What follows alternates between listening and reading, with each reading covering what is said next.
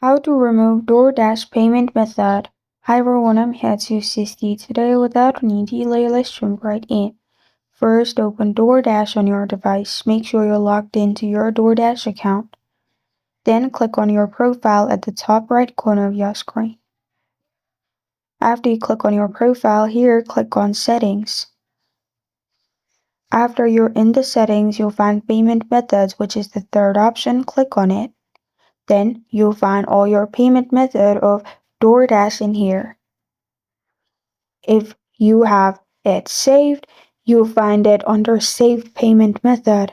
Now, to remove it, simply hold on to it and drag it to the left. And after you drag it to the left, it will be removed. Simply click on Remove and it will be removed.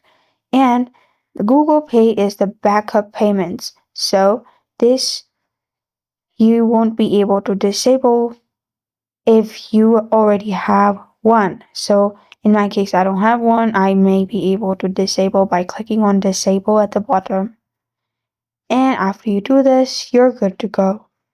This is how to remove DoorDash payment method. Thank you for joining me today. If this video helps you out, please leave a like and subscribe for more. Got a question or want to suggest a topic? Comment below. Thank you for watching.